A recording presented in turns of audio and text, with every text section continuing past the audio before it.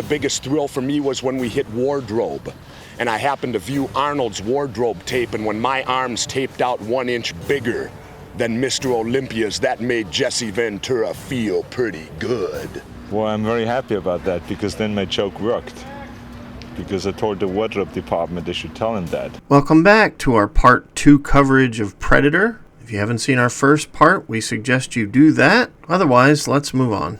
When casting director Jackie Birch read the script for Predator, she concluded that they needed Vietnam veterans who had experience with the conditions of the jungle to help the shoot go easier. She put out a call for military veterans who were actors, and Jesse Ventura's agent, Barry Bloom, called her stating that she had to meet him. Jesse was quickly selected as Blaine because he was an ex-Navy SEAL who served in Vietnam with 4 tours. During his audition, he was also asked if he could chew tobacco, as it was in the script, and Jesse pulled out a bag from his pocket stating he already chewed tobacco. This was Ventura's first film role, as he just left his wrestling career due to lung issues. Thanks to overexposure to Agent Orange during his tours, he would return to wrestling once in a while, but for all intensive purposes, his presence in the ring as a combatant was diminished considerably. Richard Chavez was cast because he was a Vietnam vet as well. He served in the Marines in the 196th Infantry. He was also an experienced actor in a play called Tracers. He knew Jackie because he tried out for a role in The Three Amigos, and he was turned down by her for the part. However, she remembered him. She sent John McTiernan to one of his performances, and John immediately wanted him in the movie. Carl Weathers was cast as Dylan as a first choice, not only by Jackie Birch, but John McTiernan. McTiernan felt he wanted a true professional actor for the film, who was established, and he thought Weathers would be a great enhancer for Arnold's performance. Weathers was so good that Arnold would have to rise to his level to match the actor, and Arnold would spend a lot of time learning from Weathers and came out better for it. Bill Duke was selected because he was liked for what he did in Commando, and Joel Silver produced that. Arnold also liked him, and McTiernan is on record stating that he loved Duke because of his role in American Gigolo. It was Joel Silver who pushed for Sonny Landham, who had been in the Warriors, but Silver was familiar with him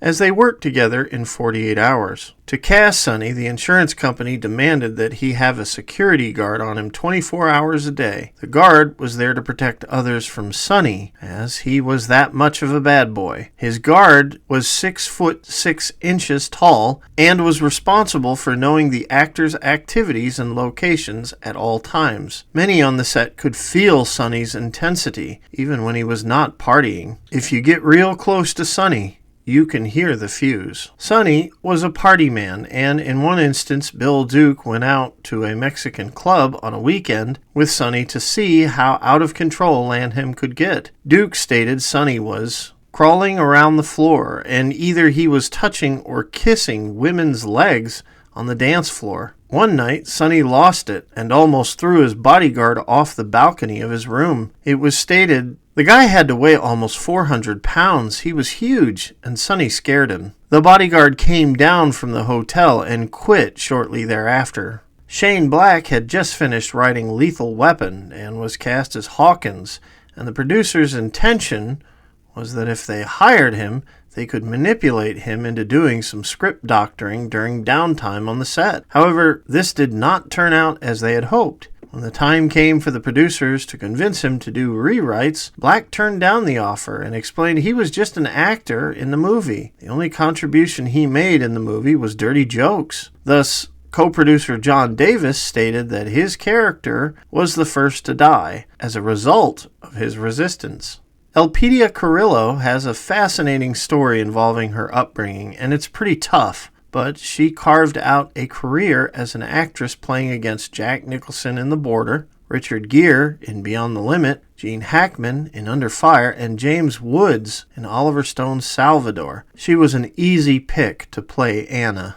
On April 7th, 1986, an updated script was made with input from McTiernan and Schwarzenegger. Although the April 7th, 1986 script is closer to the film, it has a few variances. Dutch is named Schaefer. The butterfly scene with the Predator still occurs, but this time it is way before the crew encounter the guerrilla camp. There are minor dialogue differences and action tweaks.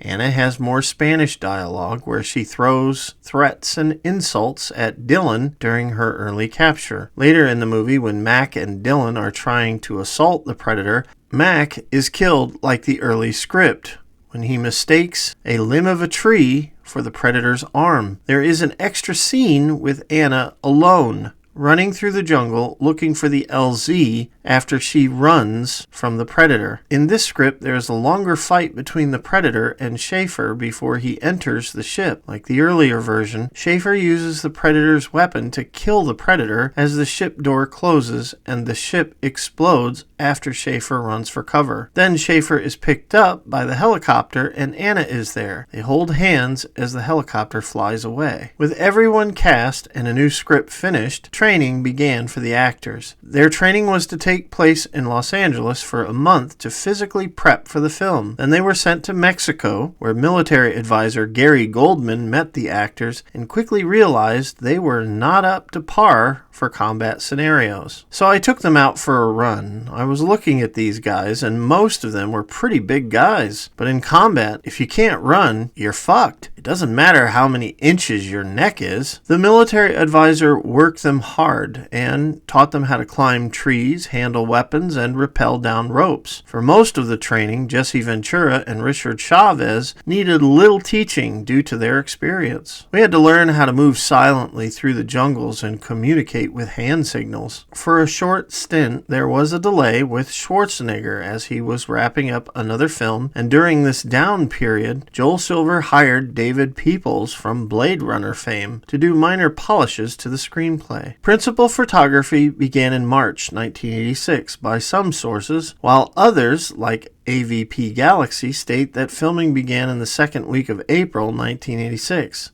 Most of the film was shot in 2 locations in Mexico. John McTiernan stated in his film commentary that someone who he called corrupt picked the location. If there was somebody involved in the production who it turned out later for corrupt reasons, insisted that we do it in Puerto Vallarta. Said that it would just be wonderful there, and he would make it green and wonderful and blah, blah, blah, blah, blah. Since it was McTiernan's first film, he didn't put up a fight, but he would never let anyone ever pick his locations again. When shooting began in Mexico, the location was scorched by the sun and all the leaves on the ground were brown from being dry. Later, when filming took place in Palenque, the jungle was more accurate. You can notice which jungle is which location based on the color of the leaves on the ground during scenes. During filming, script changes happened often, and as you can see on the April 7th, 1986 screenplay, you can see the dates of the many revisions that occurred not only during the shoot, but during the January 1987 reshoots as well. As a director, McTiernan was noted to show very little emotion during filming. Jesse Ventura stated he saw McTiernan show emotion just once, and it was during a scene he was in, and we will cover that during our film deep dive. Upon arriving, the film crew in Mexico was a mess. The shoot was provided 300 people from Mexico City to crew the film, but the majority had no experience, skills, or didn't even know English. There were some there with experience making movies 20 to 30 years ago, but none of them were versed in modern techniques. They didn't know what they were doing, and this was evident when cinematographer Donald McAlpine asked that all lamps be changed from plastic to ceramic due to the heat of the lamps. When they started filming, the lamps blew because the crew didn't do what they were told. He went to producer Joel Silver about it, who stated, "Well, what can I do?" To which McAlpine responded that some stateside talent was needed for the film. Silver stated, "I can't get guys from the States. Can you get people from Australia?" That night, McAlpine called everyone he knew in Australia. I found people with a passport who were free and could get on the next plane to wherever we were. That's the way we crewed the film. When the Australians came to the set, one half of the Mexican crew was let go with pay, as the filmmakers had no choice but to pay them due to local unions. The Mexican crew that remained, especially those with experience, were a bit upset because the Australians were put in charge of them and put into teams. Despite the frustration, they eventually adapted to the situation. There was some serious competition between the men of the cast. Physicality and toughness was a big deal to many in the cast.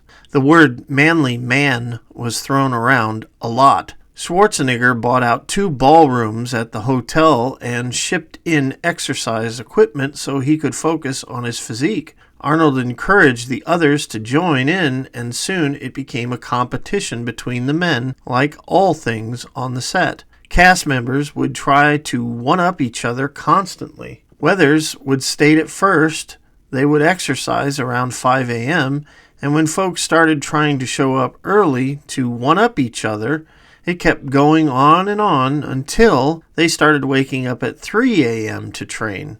Even when they were sick, they tried to compete. In one tale, Schwarzenegger stated while he was running 5 miles, he pooped his pants while working out before filming one morning while he was sick. Bill Duke tried to work out with the guys for the first week, and this is what he had to say about it. They would get up like at 3 or 4:30, then they come back and work out in the gym for an hour and a half, then go to breakfast, and then go to the set. That was the routine. I did it for a week, and they called me a wimp after that, but I didn't care. But it was crazy. The competitiveness of the men and the cast even went further than working out. They even made competitions over who could smoke the most cigars in a day, as well as other contests. Silver also had some clashes with Sonny Landham early in the shoot.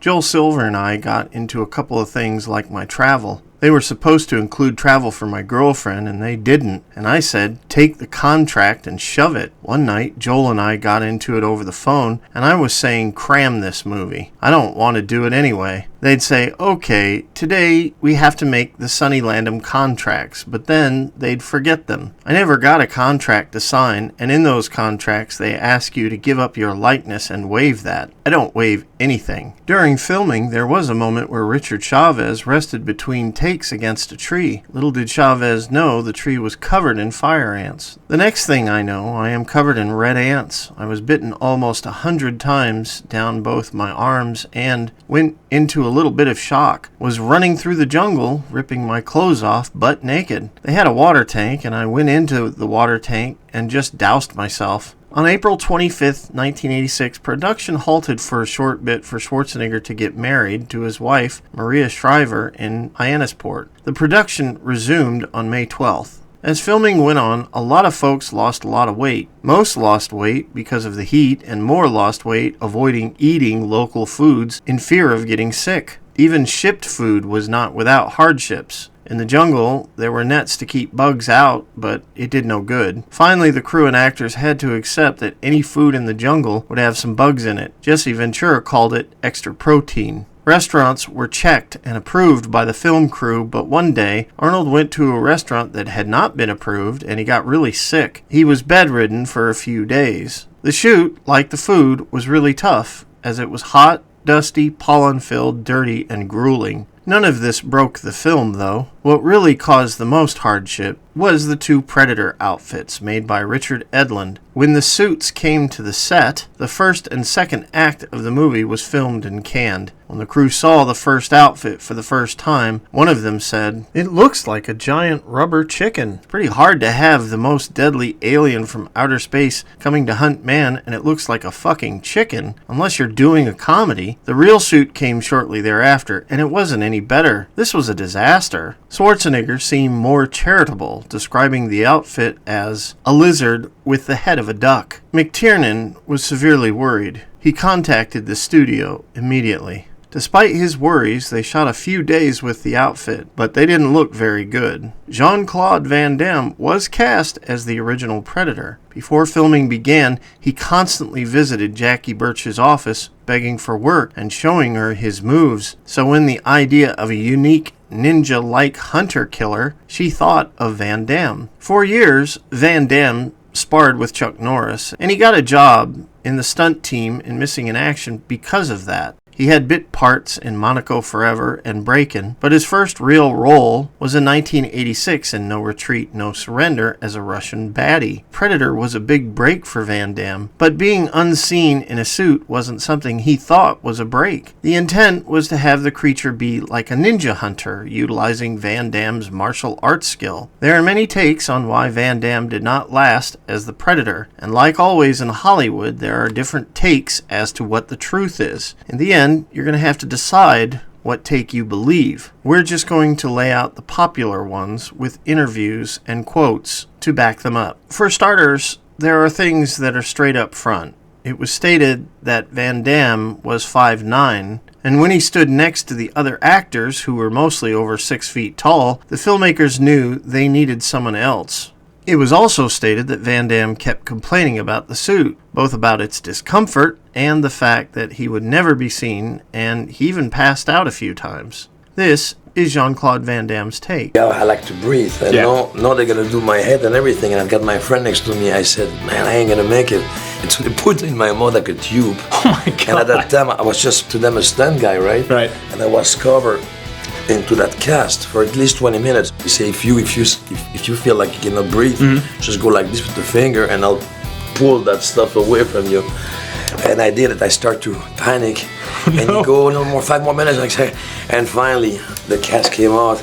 I was in Predator. It was disgusting outfit. Jesse Ventura stated this about Jean Claude Van Damme. So he's a good kid. I love him today, but he got down there and did nothing but complain. So Joel Silver fired him. His first job, he gets fired, and Joel says he'll never work in Hollywood again. It's not hard to believe what Ventura says because Richard Chavez also has similar stories. He was friendly with Van Damme, and one day Joel Silver asked him to talk to Van Damme when he was being difficult. At this particular moment, Van Damme ripped the Predator mask off so he could be on camera. The producer asked him to just convince the actor to go in the suit without trouble. He recalled the conversation. Everybody's going to know it's you, Jean-Claude, because nobody can move like you. I tried my best to convince him, but it didn't work. Now, even if Van Damme was complaining, Joel Silver was not that sympathetic about it.